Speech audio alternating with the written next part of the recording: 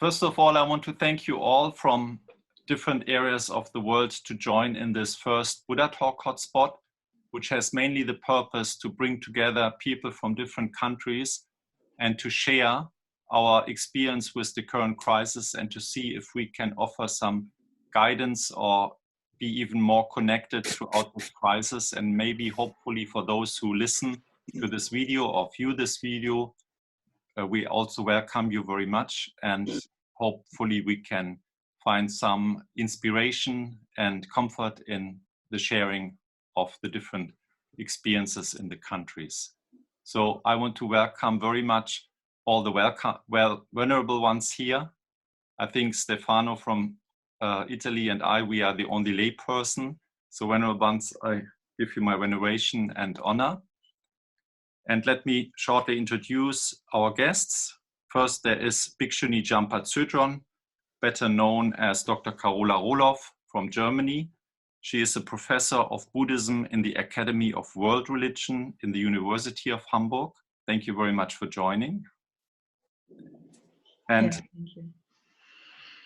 The Venerable Bhante Bodhi, better known as Bhikkhu Bodhi from Upper State New York, which is also now a hotspot. He is a renowned translator of the Suttanta Pitaka and also a teacher of Buddhism. And he started the organization Buddhist Global Relief, and also is the chairman of a German sister to this organization now called Mitgefühl in Action, or Compassion in Action in English. Both are 8 organizations. And then there is Bhante Sujato from Australia and Bhante Akaliko, also from Australia. Bhante Sujato, excuse me, is also a well-known translator of the Suttanta Pitaka and also a founder and performer of the platform Central, suttacentral.net. Welcome very much.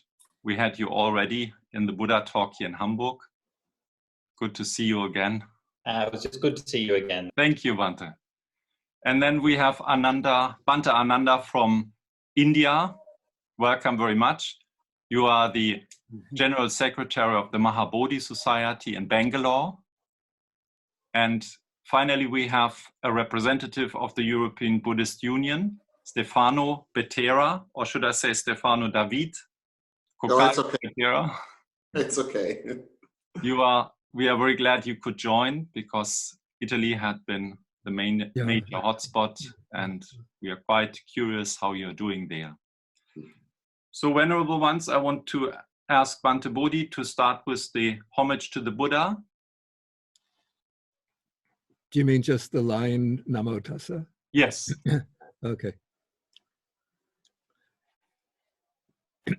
Namo Tassa Bhagavato Arahato Samma Sambuddhassa. Namo Tassa Bhagavato Arahato Samma Sambuddhassa. Namo Tassa Bhagavato Arahato Samma Sambuddhassa. Thank you, Bhante. Please join me in a minute of silence and meditation to make good wishes for those people out there who are suffering from the crisis or who are infected, but also especially for those who are selflessly helping especially in those health workers who do a tremendous job. And also the people who are forgotten, like I'm thinking especially about the children in the refugee camps in Lesbos. Let us have a minute of silence and meditation for them.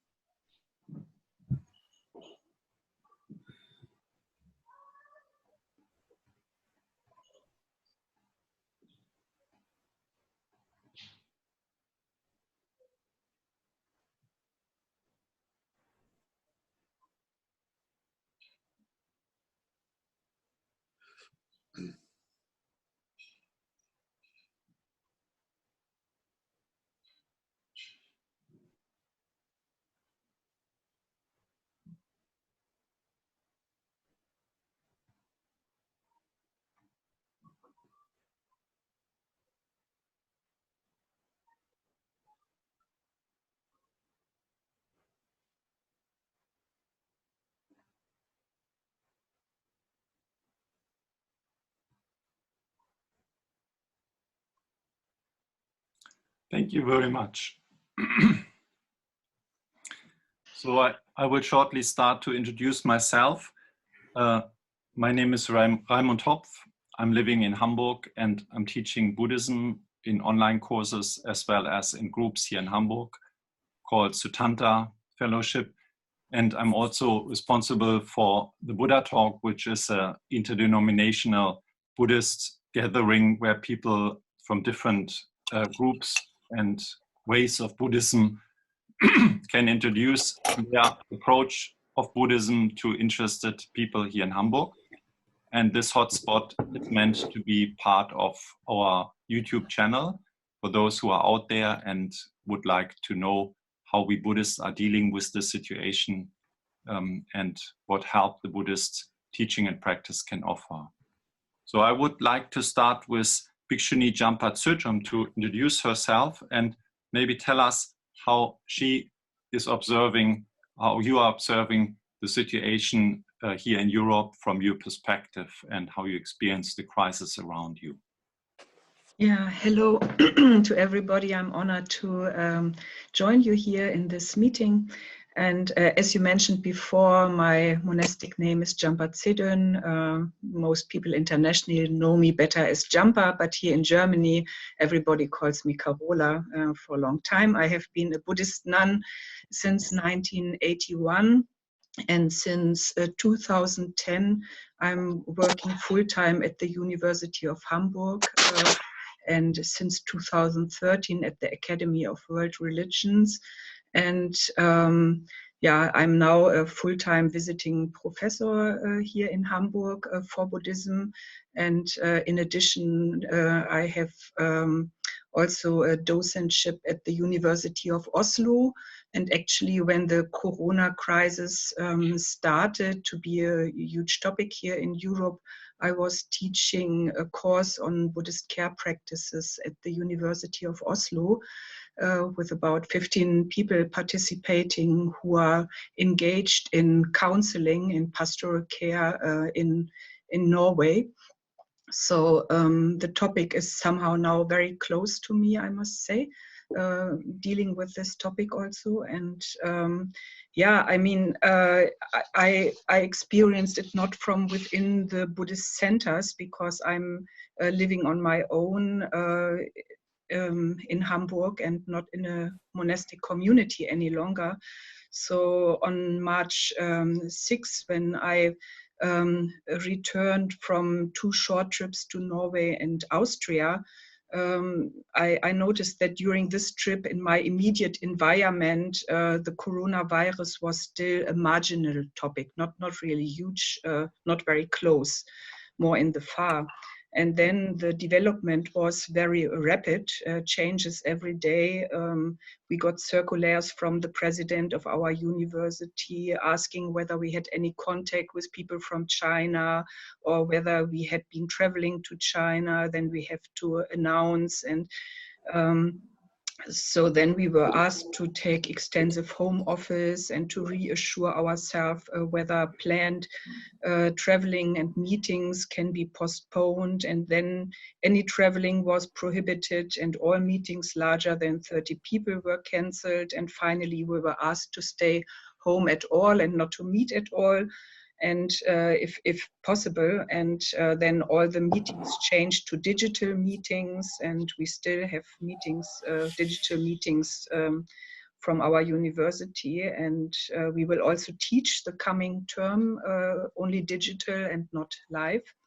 And on March 16, a colleague from Canada sent me some information being afraid about the developments in Germany. And soon after, when the media showed pictures from Italy, a transport of corpses with military vehicles, most of the people, I think, in my surrounding woke up and understood how serious the situation is. And since then, I must say, most people behave well and follow all the regulations and try to protect everybody. And But there are different phases, I think, in such crisis situations. First, everybody tried to deny and continue business as usual, and me too. And then everybody got a bit panic, me too.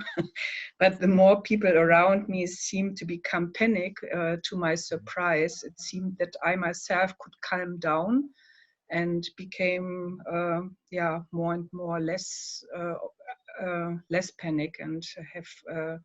Now I just feel I have to see what comes, and and then deal with the situation in the situation. Questions to you concerning the situation from the audience here, please feel free to ask Bhikṣuṇī Jampa.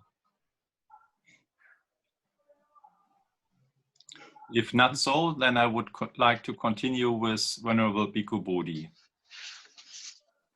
Yeah, well, first, the monastery where I stay, Zhuangyan Monastery, is predominantly a Chinese monastery. And so when the coronavirus, when the epidemic began, it began in Hubei province, in Wuhan and Hubei province. And so there was a lot of anxiety and fear at this monastery that people who had been in Hubei might be coming to visit the monastery. Even though the monastery closes during the 3 months of the winter, from January 2nd until April 1st. But we have a Chinese New Year celebration, which in this year it occurred on January 24th. But it was held just like normal, because at that point the virus had not really spread to the United States. Then on February 21st, I went to California. I was planning to do 3 weeks of retreat at a monastery in California and then teach for 2 weeks in California at this Dharma Realm Buddhist University. But while I was on the retreat at the Abhayagiri Monastery, I was also looking at the news, and I was seeing how the news about the virus through the news, I saw that the virus had spread to the United States, and that the epicenter at that point in the United States, the place with the most prevalent number of cases, was in Westchester County, which is just south of the county where Zhuangyan Monastery is located. So then I realized, this was on March 9th when I saw this news, that I realized I'd better make a quick return to New York. And so then I cut my retreat short. And on March 11th, I went to San Francisco to spend the night there, and then flew out from San Francisco back to New York on March 12th. And when I was staying at a house in San Francisco on March 11th, I looked at the news and I saw that on that very same night, or that very same day, the National Basketball Association had canceled the rest of its season, and a number of concert halls had canceled concerts that were scheduled at their halls. I think museums were closing down. And so I had made that decision to come back just in the nick of time. And since I had to pass through the San Francisco airport and then sit on a plane coming from San Francisco to New York, when I came back to the monastery, I decided to go into quarantine. So originally I decided on 14 days, but after 12 days, I didn't have any symptoms. So I decided that was sufficient. So I ended my quarantine, now it will be 3 days ago. Yeah, here I don't see with my own eyes the signs of the crisis being precipitated by the virus, because as I said, the monastery, it's always closed during the winter up until April 1st. But now, usually the gate is still open, but now the gates have been chained. And so there are no visitors at all coming to the monastery. And what we've had to do, we've had to cancel all planned events, at least for the 2 months of April and May. And that includes at the beginning of April, there's a major Chinese celebration called Qingming, which is a way of paying respects to the deceased ancestors. That has been canceled. Yeah, quite a number of activities in April and May have been canceled, including I regularly give a Saturday class in-person class, and I've changed that to an online class. And similarly with other activities will be conducted online. You know, as you may know, now the United States has become the #1 country in the total number of deaths, and New York City has become the sort of epicenter of the crisis globally, with escalating numbers of deaths. Just, I think earlier this morning, I saw now 1,600 deaths in New York City. Just 2 days ago, New York had passed the 1,000 mark. Now in 2 days, 600 more deaths. And the major problem here, which I'm gathering from news sites, is, as you might know also, that there's a kind of tug of war going on between the president of the country, Donald Trump, and the governors of the states, who are clamoring for more and more vitally needed equipment to deal with the increasing numbers of critical patients, and also the doctors and nurses who need protective gear.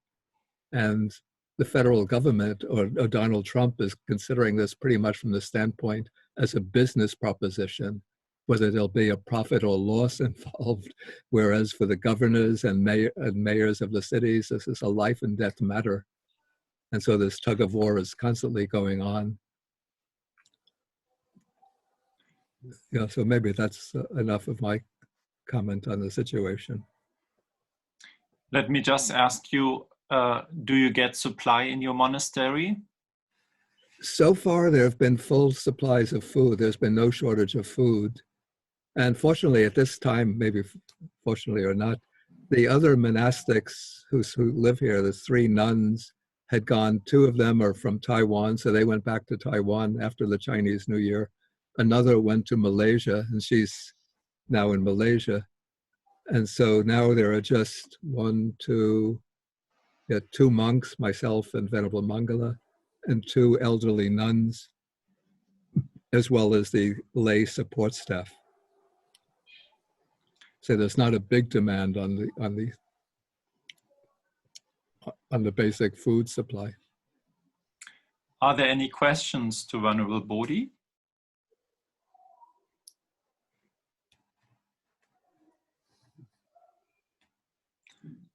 If so, I would like to continue with Bhante Sujato and Bhante Akaliko from Australia. But you must, yeah, very good. Very good. I think we managed to work it out this time. So thanks a lot, and thanks, Venerables, for sharing with us some of your experiences. So we've obviously had similar kinds of experiences here. I guess the first thing that major thing we had to do was we had our Sangha conference. When was that? About two months ago now? A month, something ago? 2 weeks ago, I think. 2 weeks? No, it was more than 2 weeks ago.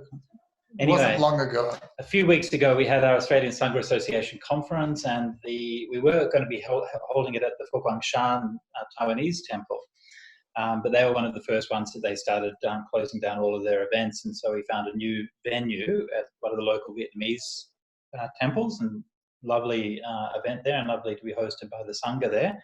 But that was just kind of the rumblings as things were starting to close down and the implications were starting to grow. Staying here is just the 2 of us. We live in a flat in a suburb. We're in an Indian district. Everyone in our building is Indian apart from us, and almost everyone in our suburb is Indian apart from us. We normally go for Bindabata to the local street, where we get curries and dal and chapatis and things like that. And so we kept on doing that for a while, but eventually our supporters said, look, no, best to stay at home. And so that's what we've been doing since then. People bring food to us. You know, we did see when we're going for Bindabata, you see, you know, the shops are starting to run out of food. There's no rice sacks in there, but then another shop, then they're piled high to the ceiling with them. They're obviously stockpiling. So we were starting to see that. Some people were like, oh, this is all too much. This is not really necessary. And so Sydney is, I think, probably middle in our responses, not particularly good or particularly bad. There was one bad mistake early on when they not early on, but last week, I think they released a few hundred passengers from a cruise ship. and then later on the health minister acknowledged that was a mistake. We've cancelled all our live events, and we're doing a regular 3 times a day. We do chanting and meditation. We call 717. So Sydney time, 7 a.m., 1 p.m., 7 p.m. We do half an hour chanting and meditation. And a lot of people have really expressed that that's just a support for them. We wanted to do something that would be just like a presence in people's lives, for people who are lonely, people who are at home, people who don't have anything to do. So that's been something that's been working out pretty well. And what we've just finished off a couple of hours ago is a 24-hour chanting session. And so we just did a chanting all around the world that was set up by our local Dayaka, Deepika, who organised it with groups of Sangha all over the world. And we just sort of jumped from one to the next and kept chanting going for 24 hours. So that was a really great thing to be part of, and we're very, very happy with that. So as far as ourselves, we're okay. We're pretty happy and well. Obviously, there's a lot of tension and anxiety in the community, and we try to help where we can. Oh, one other thing which I do, which is probably worth mentioning, is that I'm part of as a Buddhist representative for an informal council or consultation council for religious leaders in New South Wales. And this is held by the Multicultural Department of New South Wales State Government. And on every couple of months or so, they usually have like a meeting where they get a round table and they get the rabbis and the imams and the Hindu priests and bishops and things like that to come around and discuss various issues. And during this time, they've now increased that to once a week. So we do basically a semi-regular weekly meeting with the Minister for Multicultural Affairs and the department, and they're seeking feedback from the community. What are our needs? What are our problems? Just trying to in some way sort of connect with and engage with communities, especially communities who don't speak English as a first language. So this is one of the things that we've been doing.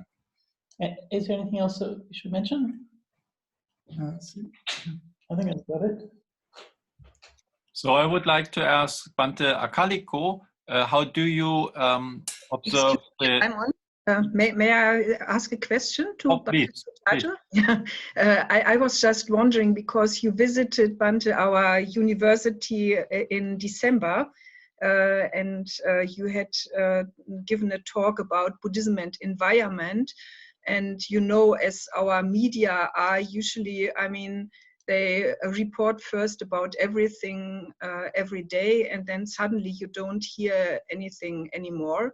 And I was just wondering, so the fires in Sydney are off, and does this mean you went from one crisis into another crisis? And how is the environmental issue right now?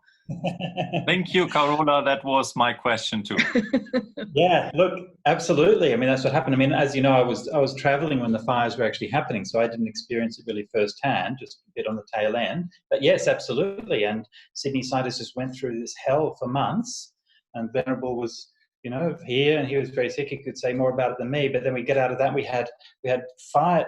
20% of the Australian bush burnt. We had billions of animals killed, probably the greatest death of animal life ever since the last ice age. I mean, it was just unbelievable, the scope of it. And then we had days here where it was 46 degrees one day. We had storms, we had floods, and we were like. And now we've got plague. It's getting very biblical here. So yes, we're very much just looking from one crisis to the next. And of course, they impact each other. And the towns who are burnt out in the fires and things are still waiting for relief. They're still waiting to rebuild their places. And they're like, what? Now we're going to get this virus as well. So yeah, it's hard on everyone. I mean, when we did our last in-person religious leaders meeting a couple of weeks ago, that was about chaplaincy, and it focused on the fires. And it was like the week after that the emphasis shifted to the pandemic. So yeah, and I mean, just briefly say, I think it's really important also to acknowledge that the pandemic is also consequence of environmental destruction. Mm. It's caused by people going in, killing the animals, bringing the animals back from the Definitely, forest, and because of our destruction of nature. Yeah.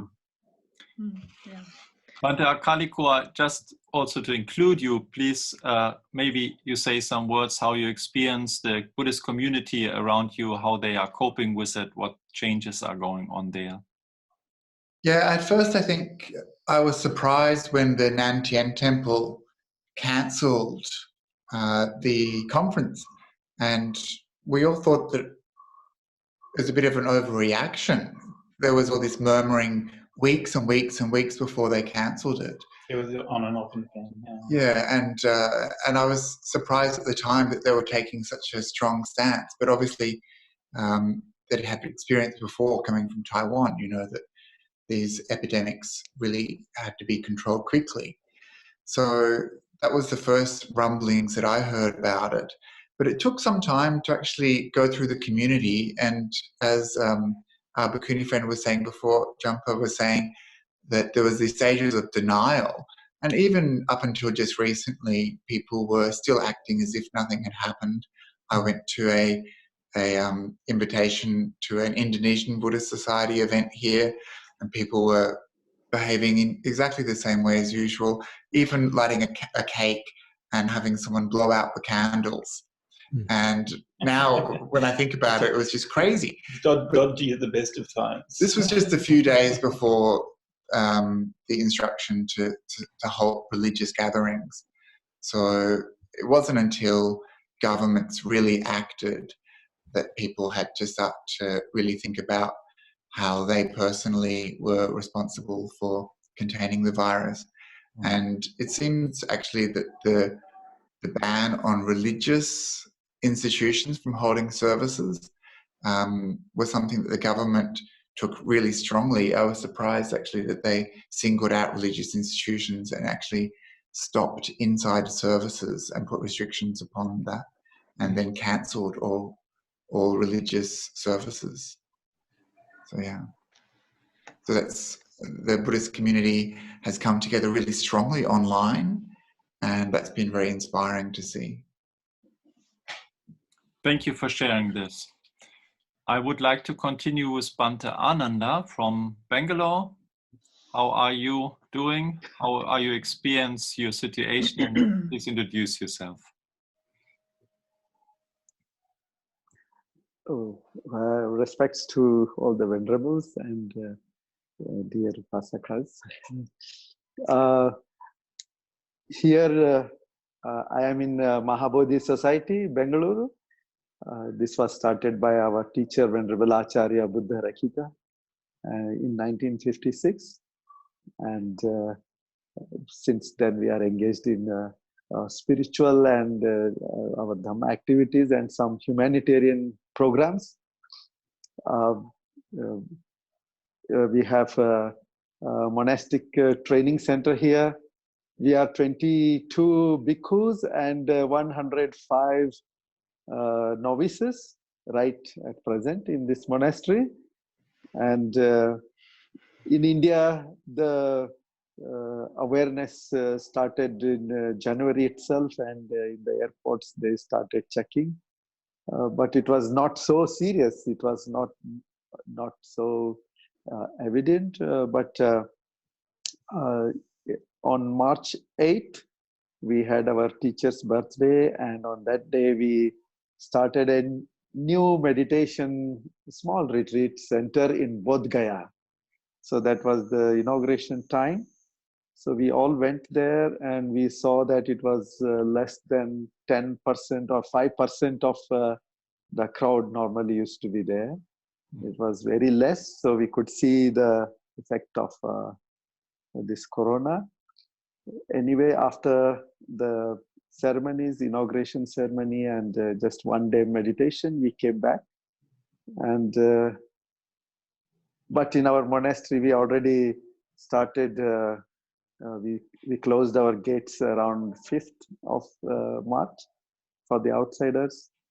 And when we came back for 5 days, we were quarantined. And then we came into the monastery. So this is the same procedure we are following in. We have 13 other centers, and in all the 13 centers, almost the same time we have closed, and we are managing. In India, the situation is compared to Europe, it is much better, I can say, but it is like a time bomb in a way. I can say, if it spreads to especially these congested slum areas of these big cities, then there is just no way that it can be controlled. That is what we are afraid of. Everybody is afraid of, and the government is taking very, very strong measures for that. And there are very good help groups, task forces by citizens with in collaboration with the government. And right now in Bangalore, there are about 30 positive cases, and one death in Bangalore, and others are in our state. But Indian mentality is a little bit different. I feel the people are not really, they don't understand, I think, the seriousness of this, and they are just still, they want to just go out, and the government has imposed a very strong section, it is called 144, under which people can't go. It is like a curfew, and they more than 3 persons, they cannot come together. In spite of all this, people are just jumping out, and police are finding it quite difficult to manage. But still, I think it's a good response from most of the people because of the social media awareness. So that is what is happening. And in our monastery, our monks, our young monks are asking now and then, oh, what can we do? What can we do? In what way we can do something for others? And we are telling, okay, let us wait, and we will see how things develop. And in our monastery, we are maintaining some hygiene, and also trying to maintain social distance, which is not easy with the novice monks, because they are playful, and they sometimes they play, and but otherwise it is going on well, and we are totally cut off. And when vegetables come, there are 3 monks and 3 lay people are staying out of our monastery in our guest room, and they go to shopping or they bring things, and they unload at the gate. And there we wash the vegetables with salt water, and then clean it and bring inside, and the other packets we wash with soap or whatever, then we bring inside. That's how it is going on. Sometimes already we face difficulties in getting vegetables. Some days it is easy, some days it is not, we are not getting. Anyway, we stocked at least the basic rice and dal, and some of these food items for nearly 2 months. So, and we have divided our 120 monks into 2 groups. We are here 60, and we sent 50 monks to our meditation center just in the outskirts of Bangalore. So like that little bit we have more space. Yes, please. Yes, Jampaji. May I ask you something, Ananda Bhante? Yes. I was just wondering, because I have been so many times to Bengalore to visit the Tibetan settlements in Serra, close to Mysore, but Yes. also close to Hubli, the Road. Drepung and Ganden Monastery and our Jangchup Chöling nunnery over there. Mm-hmm. And I'm wondering, I guess you have also been to those settlements and know them. And I wonder whether you have any connection with them. I only got these messages that they have stopped all activities. They have no gatherings for puja anymore. They don't do debate. They don't have classes. And I was actually also wondering, because here, especially for the novices, the small ones, I mean, how you do deal with these little novices. I mean, if you lock them in all the time inside, must be very difficult for them. And I mean, here in Germany, we have, also we have closed all schools. The public schools are all closed down, and the children get online digital teachings, you know, but I mean, for digital teachings, you also need digital equipment. And so I'm wondering whether you have anything for the children you are offering when they are inside. It is first of all, regarding this Tibetan monasteries, I don't have much information, but I heard they are also taking good measures. The number of monks and nuns in these monasteries, Tibetan monasteries, is really huge. So they have to really manage in a bigger way. And here in our monastery, it is not really so big difference. The novices may not be feeling that difference also, because our class groups are about 10 to 15 novices in each class. And our classes are running. The only difference is they are sitting a little bit spaciously. And now the examination, next month they have examinations. So they are also a little bit serious in their studies and chanting and memorization and these things. So they are doing quite well. And as we have divided half of our monks to meditation center, they have more space here. And our hall is almost perfectly fine to keep, we maintain distance of 1.5 meters between each other. So we do our morning chanting, evening chanting, and now we have started online, everyday online teachings for lay people,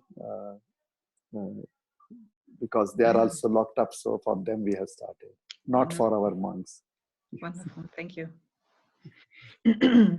Bhante, to my view, you have actually the best connection. Your picture is quite well, so I'm glad that India still has a good internet connection. And at this point, I would like to give greetings from another Bhante Buddha Rakita, not your predecessor, from Uganda, actually. I also invited him to join, but he had to send his greetings because he's now in quarantine in an area where there's no internet. And he greets you all from Uganda, and we should also do wishes for them. I actually would have a lot of questions how India is, how Africa is doing. Yes. I'm very concerned about that, and I hope that maybe one day we can continue with a report also from Africa, a place where we are very concerned about. Yes, yes. I would like, if there are no further questions for Bhante Ananda. Sorry, could I just ask a couple of questions for Bhante Ananda? Please. Yes. Venerable, I believe this is the first time that we've actually met in person. I think we've exchanged emails before. Yes, very good to meet you. And fascinating to hear if you think. Sorry, I was just very curious. You said you had 100 novices there. Where do you get so many novices from? Are they from the local community? Is this like, is it like an Ambedkarite community, or where do they come from? Bhante, we have from northeastern states of India, that is Assam, Arunachal Pradesh, Tripura, most of them, but still we have 5 from Kerala and 4 from our Karnataka state in South India, and from Andhra Pradesh and Orissa and Uttar Pradesh we have few, and Maharashtra really we have very few. Like that from all over India we have, Bhante.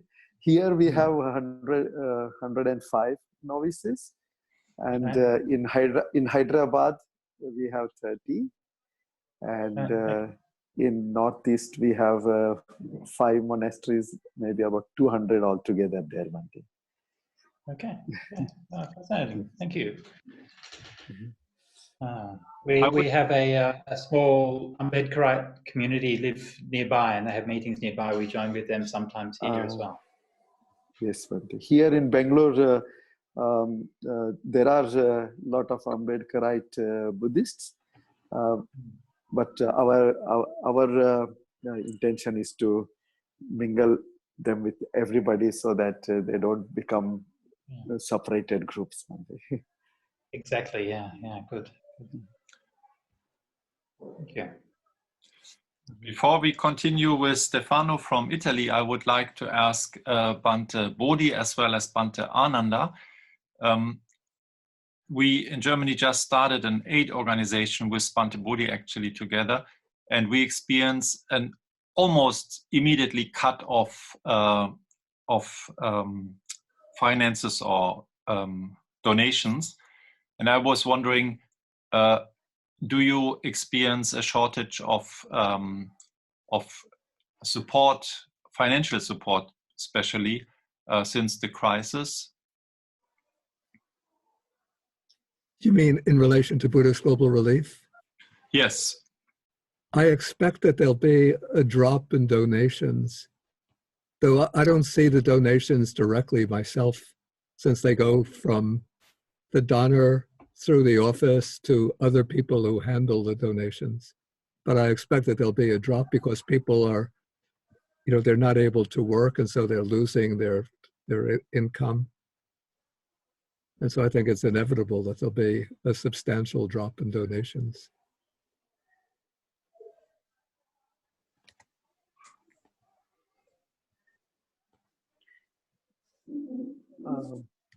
In our monastery, normally every week at least 3, 4 or 5 days there used to be this offering of dana, lunch for the monks. Now it is all stopped. Only last 2 weeks we got only 2 online donations, those who offered online and requested our kitchen to organize the lunch, only 2. So we have to manage with our own resources. Thank you for sharing this. Now I would like to come. Yeah, maybe I should mention also that Buddhist Global Relief, we donated $5,000 first to the World Food Program, which is providing food assistance to poor communities in other countries around the world which have been affected by the coronavirus. And then we donated $7,000 to food banks in the United States in major cities that are providing food assistance to poor people affected by the virus. In New York City, Seattle, Washington, El Paso, Texas, New Orleans, New Jersey, Pittsburgh, Pennsylvania, Philadelphia, Pennsylvania, and San Francisco. Maybe I should add here that as Mitgefühl and Aktion, we thought about sending an immediate help to children in Lesbos, and found out that it's very difficult. The whole logistic is not working anymore. There can't actually nothing be done now. Actually, even the workers there had to partly come back here or were ordered to come back and leave situations behind. I would like to turn to Stefano now.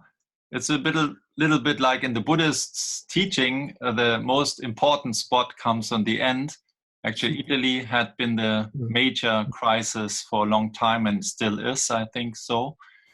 And for a long time in Europe and the rest of Europe, we have thought it's maybe a special problem of Italy, but it isn't. It's a worldwide crisis. And first of all, my best wishes for all of you there. And please report a little bit about your situation and how people are doing. Well, as you said, the situation in Italy is quite difficult at the moment. We were the first country in Europe who had the COVID-19 infection, and fortunately, the government suddenly took very strict measures to face the situation. All the population of Italy were asked to stay at home, not to take trains, airplanes, and other kind of activities. So fortunately, probably I must say, it was the first time in the history of Italy, probably, that Italians really answered to the situation in a very, very good way. We have two problems at the moment. The first one is that the hospitals are getting to the point that where they are not able anymore to do something for the huge amount of people that are infected by the virus, and that's one problem.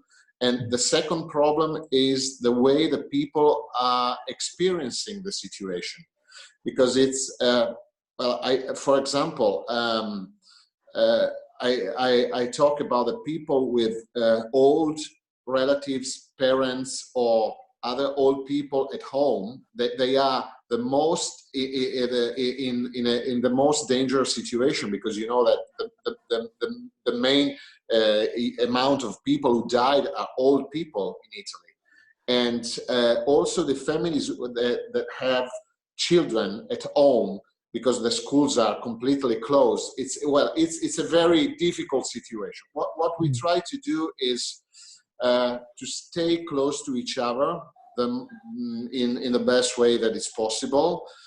Of course, we do a lot of call on Zoom, on Skype with a group. For example, our Sangha, it's gathering on Zoom quite every day. And as you probably have seen on the newspapers, there are people who gather on the balconies and chant and exchange very small gestures of friendship.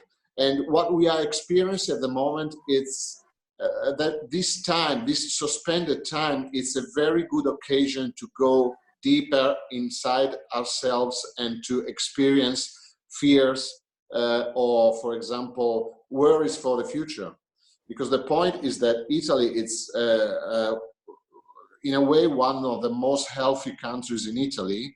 And this stop of 3 months on the economy, and on the financial situation will be very, very hard to face. So for 1 month, 2 months, it's possible to face the situation. But if it goes on for 6 months until the next autumn, for example, who knows what will happen? So this is what we are worrying much at the moment. As for example, as Buddhist communities of Italy, I'm also in the Council of the Italian Buddhist Union, and we are quite lucky because we receive public funds from the taxes every year. And we decided to give 3 million euros to the coronavirus emergency, to the non-profit organization, and also to the centers who are helping people that have health problems. And so we are using this huge amount of money to do the best we can to face the situation, to help also our centers and the sanghas in Italy to face the situation, to create special programs online, on Zoom, on Skype, to gather, to stay together, to exchange teachings, and also simply to exchange a word of compassion and a word of friendship. That's mainly what we are doing. The situation is quite similar to the US at the moment, or to China. So everybody of you already said the most of the things I had to say. Stefano, may I ask you, I mean, I was wondering whether you have any emergency counselors in the field, and Buddhist emergency counselors, or Buddhist counseling telephone or something like this, because I noticed that here at the University of Hamburg, numbers of telephone counseling from the different religious communities were communicated, but no Buddhist telephone counseling. So I wonder how the situation is in Italy and also in Australia, because Bhante Sujato mentioned that they have counselors actually, so maybe a different situation in Europe. Thank you for the question, Carola. Some teachers create a sort of emergency telephone number to answer the people who need help in this moment. So we have 10 centers in Italy that have organized this kind of counseling service to the people in need. And there are also interfaith groups, the Catholic Church, for example, or the Protestant Church in Italy organized a sort of helping group, including Buddhists. So we are doing the two things. From a Buddhist point of view, we are trying to help people giving teaching or simply answering the telephone calls. And if there's a real need of, if there's an emergency need, they pass the telephone call to the hospitals or whatever. And if the need is only spiritual, they try to do their best, of course. If it's psychological, we are trying to organize a psychological helping service. In the next days, I will be able to tell you more about that.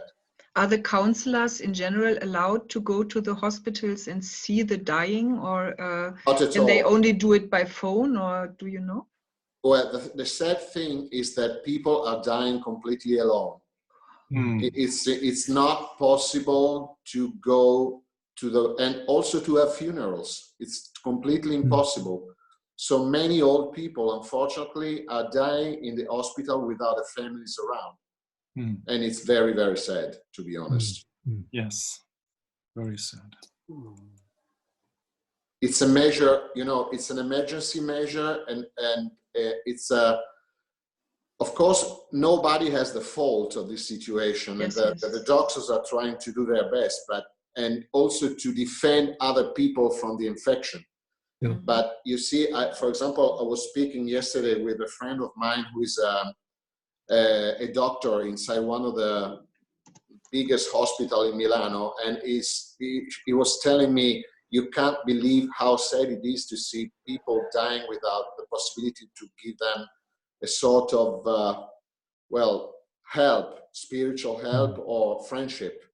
Do you think that this is a problem because we have this huge lack of protecting clothing? So if we would have protecting clothing, they would probably be allowed to go, or not? No, not at all. No, what they have done into the hospital in order to stop infection is to create emergency areas and special areas into the hospitals where only the doctors can go in. So nobody else. And so if you are there and you die there, you die alone.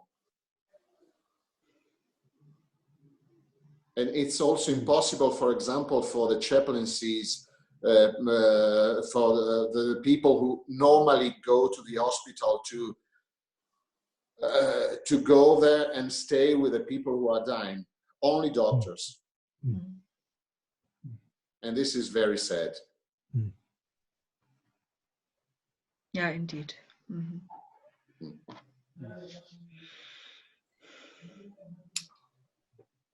How is it in Australia? Can we go back to the Bhikkhu Sujato again? I mean, yeah, do you want to speak to that? So I'm a chaplain, and I've been invited to be part of a kind of call a Buddhist kind of hotline kind of thing. I'm a bit cautious about overstepping into psychological territory where people have serious issues. So the idea of referring people is very important. But I think the idea of spiritual friendship, where people are so isolated, is very, very important. Just to know that someone else out there cares. And one of the other things I do is run a LGBTQIA community called Mahabodhi, and a lot of trans and queer people are already quite isolated in communities, and sometimes being in places where they're misgendered or where they can't access people who they usually hang out with and have a strong community bond with. They're very isolated, and they're often quite poor and very vulnerable.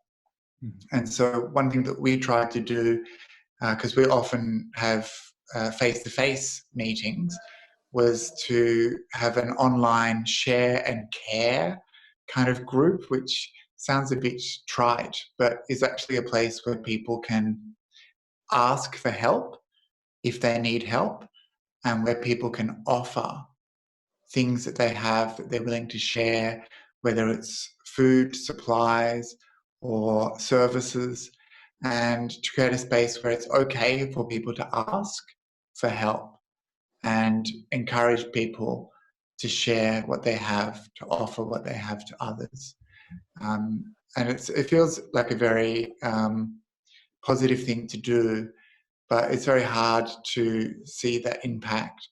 And I just know that there's lots of queer Buddhists, trans Buddhists, and of course many other Buddhists who feel very isolated and very unsure of how they can help. And so this is one small step. We've seen a lot of community groups springing up, doing this kind of thing, where they're offering, where they're sharing, where they're trying to create a culture of kindness and giving. But yeah, I do worry that there's many people falling through the cracks at the moment. And interactive conversations like this are really useful, but are difficult to scale. And so I think there's lots of people who can't be heard at the moment. Yeah, I must say here in Hamburg, I mean, within the 16 federal states of Germany, Hamburg has the highest infection rate, actually. And I mean, they have advised people by radio and TV that we should make phone calls to people who are staying on their own and who may not have any access to internet, and especially older people very often don't have online facilities and may feel especially lonely. And so they encourage people to make phone calls, but then for sure you need to know where are those people whom you could counsel, you know. So it's a very difficult situation. We are already in the middle of the second question. Please just go on.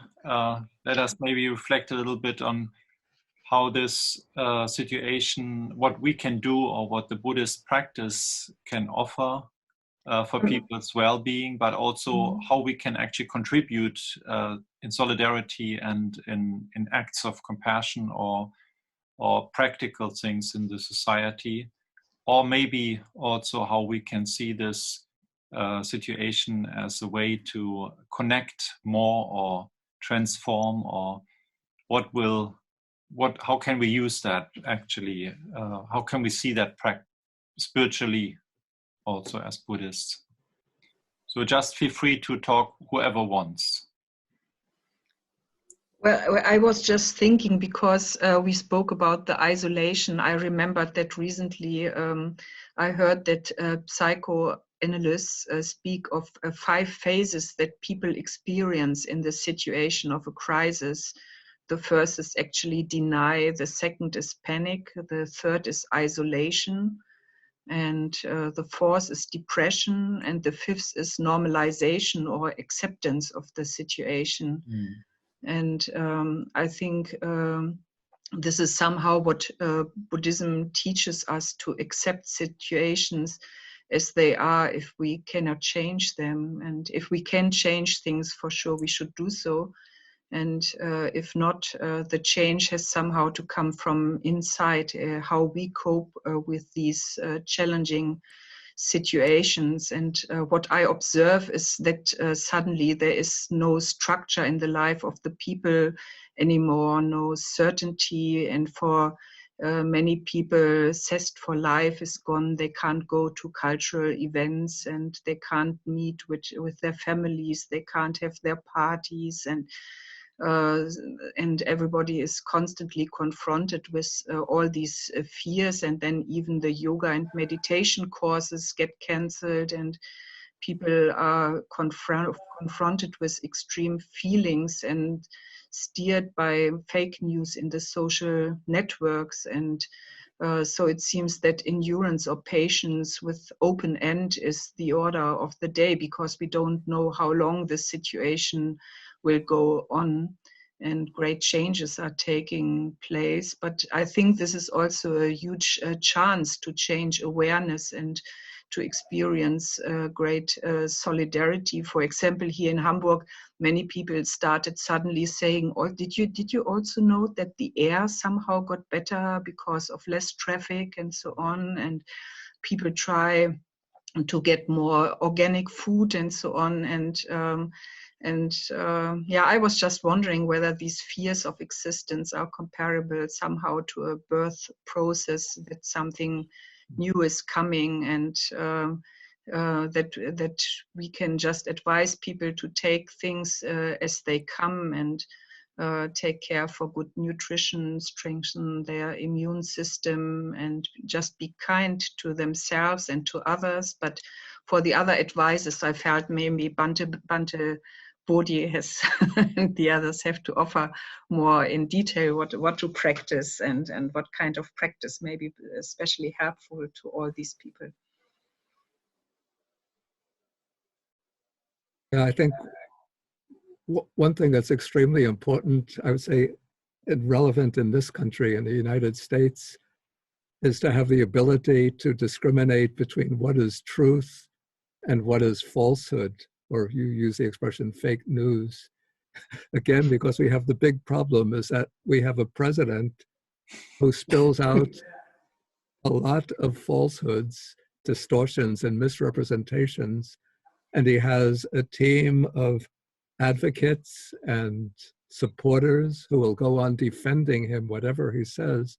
And so I just saw earlier this morning that in a poll taken, 47% of the Americans who were polled think that Trump is doing a good job in addressing the coronavirus epidemic. Whereas if you go to the more better informed websites, the more analytical websites, they'll point out all of his shortcomings, all of the way he's completely messing up and confusing the situation. Yeah, so this quality that we need is a willingness to investigate, to examine, and to be able to distinguish between what is truth, what is falsehood, and then to act on the basis of truth. I recognize, Bhante, that you lately became more active in speaking out against this situation. Would you suggest that we should more participate in public and political debate or activity? Well, you see, as a monk, I'm not supposed to take sides in political, in the contest between different political parties or different political campaigns. But certainly what I would say to people is that truly they have to be able to distinguish and discriminate who is speaking truth, who is speaking falsehood, and also what are the kinds of public policies that are necessary to protect the population at large, not only from this immediate corona epidemic, but from the possibility of future pandemics. And one of the great shortcomings we have in this country as compared to European countries, probably India as well, I'm not so sure about Australia, is a healthcare system which is driven primarily by the quest for profits rather than by the need to help people. And so in relation to the corona epidemic, people who might be feeling symptoms are afraid to go to the hospital, even for testing, from fear that if they're tested positive, that they'll have to take, well, first from fear that to undergo the test, that they have to incur a certain expense that would be beyond their means to meet. And then if they test positive, that they'll have to undergo a course of treatment that would be extremely expensive, especially if they don't have health insurance, which is the case with about 40 to 40,000 people in America don't have health insurance at all, and a much greater number have very inadequate health insurance policies. Now the government has said that they will cover the cost of testing, but first in this country, the tests are very, very scarce. So there's a severe shortage of tests. And then even if a person tests positive, the government will not cover the cost of treatment. And so if a person doesn't have a good health insurance policy, they can wind up with a bill in tens of thousands of dollars. So this is one very strong reason why I would agree with those political representatives who are advocating for what they call a Medicare for all healthcare system. That is a system of universal healthcare, where the private person doesn't have to lay out any expenses to cover their healthcare.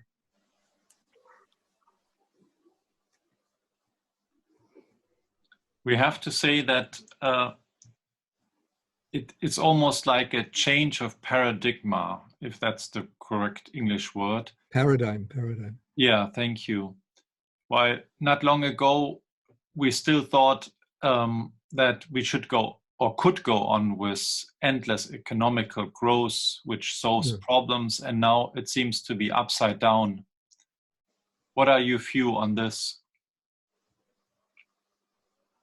Well, I think what I heard from the charities, the large foundations, they have now huge losses due to the stock market crisis. And here in Germany, many people who are not permanently employed, they are in an existential crisis already because, all the restaurants, all the shops and so on closed down. And so, within the Council of Europe, where Stefano and me are engaged for the European Buddhist Union, there was already a circular from one of the agenda experts saying, well, now we have a corona crisis, and then we have the financial crisis, and then how about gender equality, So, it's obvious that the importance of the question of things like gender equality get a different priority within these crises. And so, I think we have to face that, Germany is one of the richest countries in the world, and they say, well, we have enough money to survive now for some time, and they offer the possibility to all the people that they can apply for some support by the government. But now you notice already that some of the politicians, what I think is much too early, start saying that well, we have to think about when the curfew will be closed down again, because the economics cannot survive for such a long time, I think our health and if there are no people, you have no economics, right? First the people have to come, and economics have to come at the second place and not in the first place. But for sure, the interdependence, pratitya samutpada, is very obvious now in this situation, and extremely difficult and complex questions, which can only be solved, I think, by interdisciplinary meetings of scholars. And in our university, I mean, and also in all the universities here in Germany, I think everybody is now concentrating on the coronavirus in the first place and trying to find some medicine against it. And they concentrate a lot of money and support and so on this work. And I think that's a good thing. But we all don't know how it will continue and what effects this will have on all the people. So I think most important are actually the social networks we have built up during our life. I mean, that we try to connect with the people. And I noticed, I mean, what is really very encouraging, that everybody is somehow asking the other, how do you feel, you know? So the communication has become more, and people do more phone calls and meet each other and ensure whether everybody is healthy, whether they can help. Some are in quarantine. And so I think the nature of the people, what we call in Mahayana Buddhism, the Buddha nature, is really, I mean, you can feel it. It's really there, and people are caring. And so we have to see, I think, just how we can help in our surrounding best, whether the people are Buddhist or not. Isn't it a bit ironic that, looking at this from a Buddhist point of view, that the economy, for the economy to thrive, depends on triggering in people desires and cravings for the accumulation and the consumption of material goods, which then have to be produced. And in this way, the economy comes to become the measure of human happiness, a thriving economy, which is dependent upon inciting stronger and stronger and more proliferated forms of craving. And yet maybe the virus could be teaching us that we could be happy spending less time out purchasing things in the market and consuming them, and being able to stay quietly in our homes. Even though the economy will go down, but as long as we have a sufficient amount of the basic requisites of a healthy and sustainable life, we can find happiness. Yes. Yeah, but I think the most important, when I spoke before about these 5 phases psychoanalysts are speaking about, I mean, we are more or less now in this phase of isolation, I think, in many places, but the next what will come are really is the depression. I mean, in Germany, you hear already in TV interviews that people, I mean, that in the relationships between partners, you know, a lot of violence against women is occurring. And, that, I mean, if people are staying very close together and they are not used to it, I mean, many problems will come up, and other people who are very lonely will fall into depression.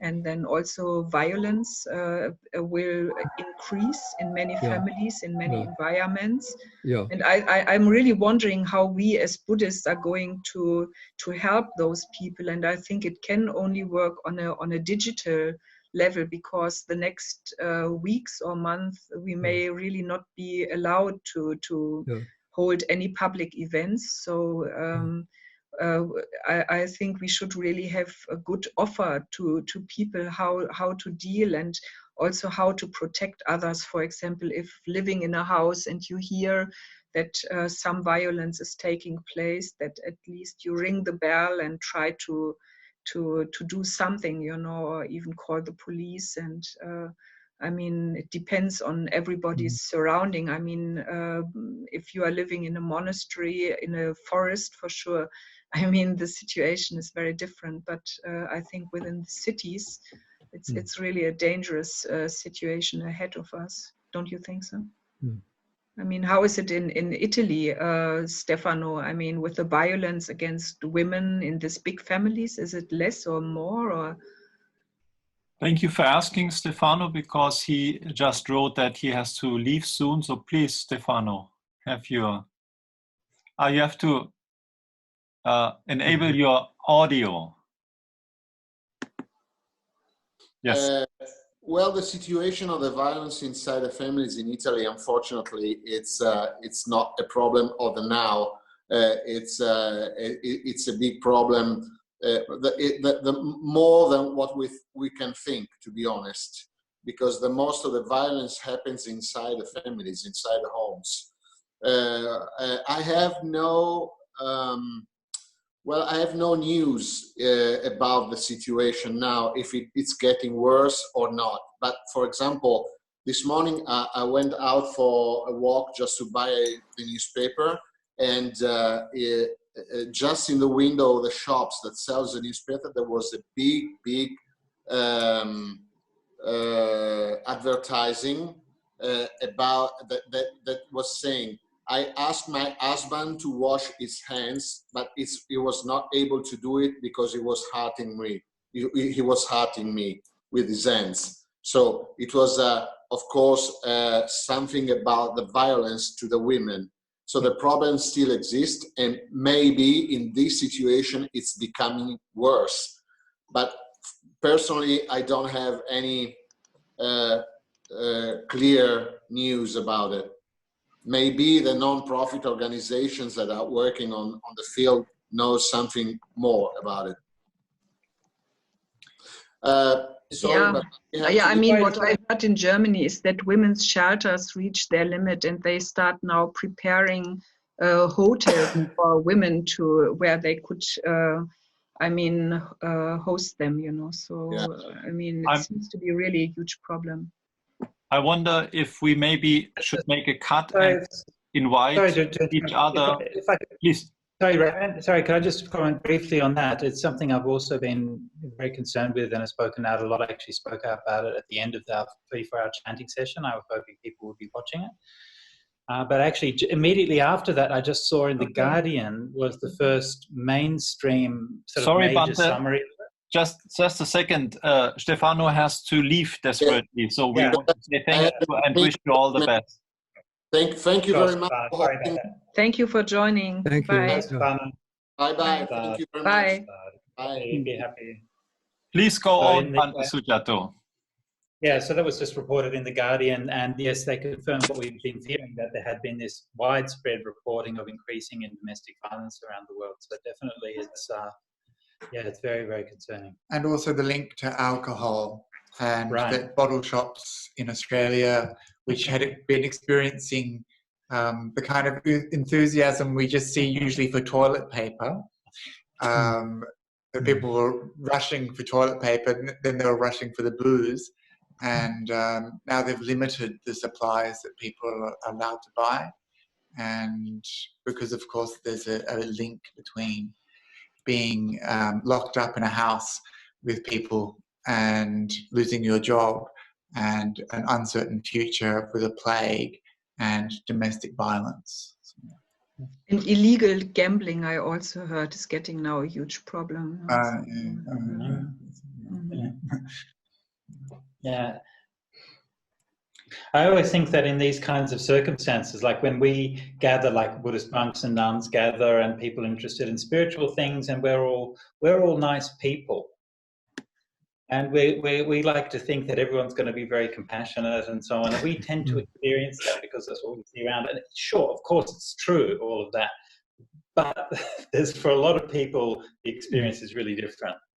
And I think it's important that we keep that perspective. I think as part of compassion is to understand that, you know, we see all of those nice things, but just to recognize a lot of what people are going through is really different. Yeah. Homeless people and those about to become homeless. Oh my goodness, homeless people. Who knows, right? Yeah. Who knows what's happening? Huh? And Bhante, you also mean among Buddhists, not only among non-Buddhists, but also among Buddhists. It's the same situation as everywhere, right? Yeah. They are not better human beings than others in general. I don't know. I haven't done a study on that, but as a rule, from your experience, personal experience. I don't know. Anyway, whatever. We certainly have those problems, and I think that's really important to acknowledge that. But we do have to point out that this time is a time where the values of Buddhism at least are at hand, which is drawing back from too much worldly engagement, which is what happens through the quarantine and to the stopping of social contact, that people are drawn to themselves. And I experience many of my people in my surrounding, they meditate more, and compassion is a word in form of solidarity or other words which are going around everywhere. And I think it's a time where we can experience the fragility of our human existence more than ever. And what is very positive, I think, is there is no enemy to be named. It's actually our very own nature that we have to deal with. The virus is part of what our body is also part of. And so there is not we cannot name a certain enemy. There is no war going on. It is actually a worldwide situation where humanity and fragility and solidarity are becoming subjects. And hopefully that will also leave a little bit of inner orientation and satisfaction with little things, like Bhante said. What did he say? That we finally have to stay with the basic requisites, right? With the needs we really have. And honestly say, most people around me who actually lose their jobs, I'm actually part of it. I cannot work outside as a teacher. I'm a freelance teacher. But until I starve, a lot has to happen. It won't happen probably. I'm just losing a little bit of security, but I'm doing very well here. And one has to be also very happy about this and thankful. And I'm feeling most people have this attitude now, that even they lose their jobs even and income, they still are quite aware that we are doing very well being healthy and being still supported. Yeah, most important is to stay alive, and yes. That, I mean, the rest, I'm somehow confident that here in these rich countries, we can manage with our social networks to support each other, and also all the insurances we have. But I'm really worried about countries like in Africa, you know, and in Asia also, I must say, frankly. I mean, when I see all these poor people, I mean, the videos we see in the TV about India, when the police is sending people to their home, and then all these homeless people, all the beggars say, well, which home? I don't have a home, where to go, you know, and all these millions of people living in the streets. I mean, to tell them they should stay at home is in a way really ridiculous. And I mean, these huge problems, I mean, we have this also here with people living in the streets in Germany, and they offer some accommodation for them where they could stay from the government, but we have not so many as you have in Asia. And I think in South Asia it's still much better, the situation, than in the northern part, and especially in Bihar, where all the Buddhist pilgrimage places are located. I mean, this must be a terrible situation, you know. And also, I mean, what can we do with global relief? Perhaps can we ask again those who can afford to offer more donations, and can make it more, I mean, known. But you said in the beginning that there's some problem with the structure, that even if you get money, you have problems to distribute, or I said this about an immediate help, for instance, in Lesbos is now very difficult, even though it would be quite easy to organize trucks of food or ships of hygiene material. Everything is now shut down. It's even difficult to get a permission for supply.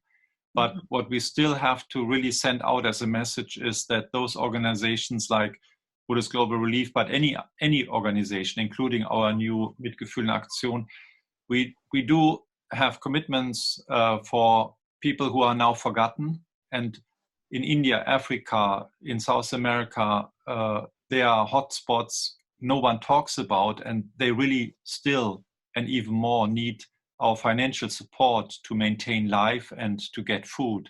And that's something is very necessary to not forget, that the crisis in poor countries is even much higher. Yeah, but the crisis there, it's the scale of the crisis is just so large that it's utterly beyond the capacity of organizations like Buddhist Global Relief or Mitgefühl in Aktion to really address effectively.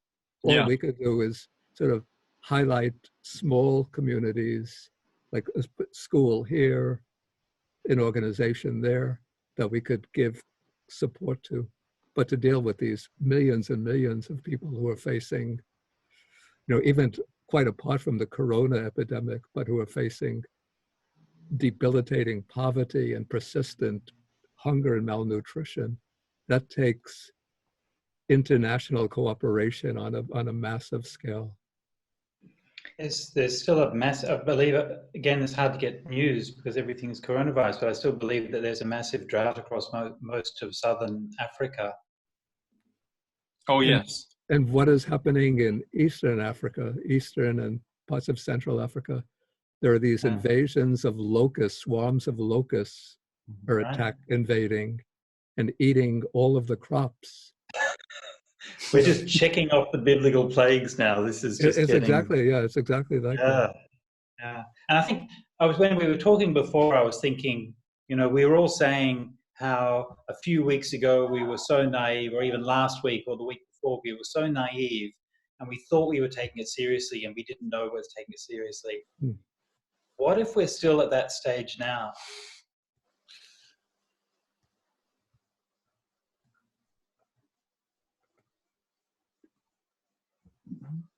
Well, I think, for Germany, I mean, I think we reacted a bit too late, but still, I mean, I have some hope that, looking to the figures,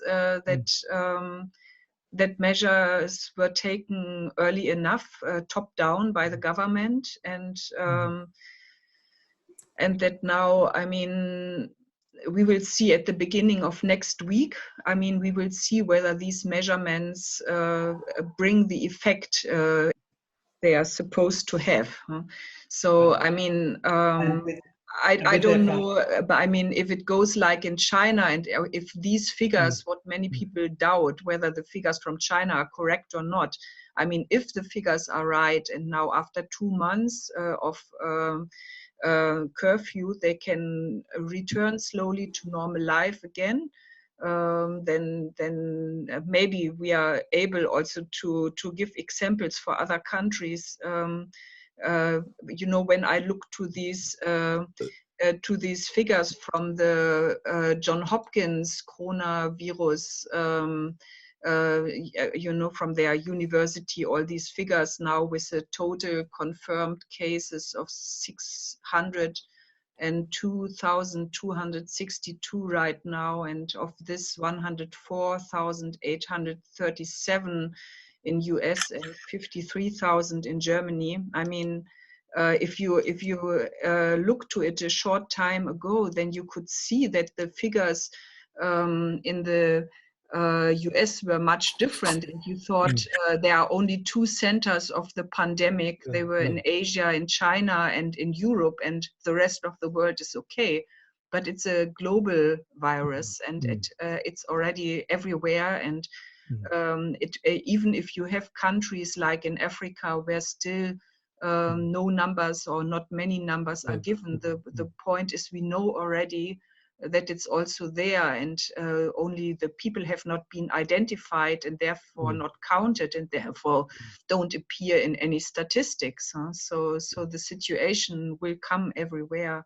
And so the point is just, I mean, what they continually repeat in the media, how to slow things down and how to slow developments down to make sure that we can help and prepare also the World Health Organization, prepare for this crisis better. What is clear is that there are certain criteria that if they're met, they'll help to flatten the curve and eventually bring the curve down to reduce the number of cases. But the big variable is whether people will rigorously adhere to the requirements for reducing the spread of the virus, or whether at a certain point, if the number of cases starts to decline, then sort of through the natural tendency of the mind, they'll think, now it's okay, we can go back to normal rather prematurely, and then the virus will start to spread again and we'll go through another spike. Dear Venerable Ones, I would like to suggest that we close it up for today, but I would like to invite you to come again next Saturday, or to maybe invite someone that you think is from your contact from wherever in the world to use Can this. I just add one more thought that occurred to me? Bhante. It seems that what's going on with this coronavirus is a kind of microscopic version of what is really taking place in the background with the climate crisis, with climate change. Yes. Because here we could see it at an accelerated rate where it's occurring quickly, visibly, and impacting many people immediately. Whereas the climate crisis shows us a crisis which is building up in the background, which is not being attended to carefully, which is not being addressed effectively, and it's building its momentum, which will be unleashed in decades and centuries ahead. And once it's fully unleashed, then there's no vaccine which is going to cure us. And as may occur in the case of the coronavirus. My thoughts exactly, Venerable. Yeah. That's what I was getting at before when I was saying that we're still at that point that we think that we know how serious it is now, but I really don't think any of us do. Yeah, that is a very important point. That what was seemed to be so difficult to change when Greta and Fridays for Future demanded for treating the crisis as a crisis, now comes more natural, that we do understand we have to act, and all in a sudden it is possible to do things. And I would like to leave this topic maybe for next time, because I'm not so sure how long we can go on. You probably all have your schedule today, and I don't know how long people can actually listen, but I would like to invite you very much to continue next Saturday at the same time, or invite someone that you think is a contribution to connecting with each other worldwide, which is also a great chance and privilege now. So first of all, I want to thank you from the bottom of my heart for joining this interview and to share your insight and experience. And if you allow me, I would invite you to recite with me the 4 immeasurables in the way that Tibetan tradition has formulated them, because I think this connects us all in the wish for well-being for all. Can you see the text? Yes. Yes. May all beings have happiness and the cause of happiness. May they be free from suffering and the cause of suffering. May they always experience happiness, which is totally free from suffering. May they remain in the great equanimity, which is without attachment and aversion. So I wish you all the best. For everyone, please stay home as long and as possible, and stay healthy, and please continue the good work. Okay. Thank you. Everybody. Yes. Thank you so much. Thank you so much, Raimund. Raimund. Huh? Perfect. Thanks for connecting us. I appreciate it. Thank you. Thank you. Bye-bye. Goodbye. Goodbye.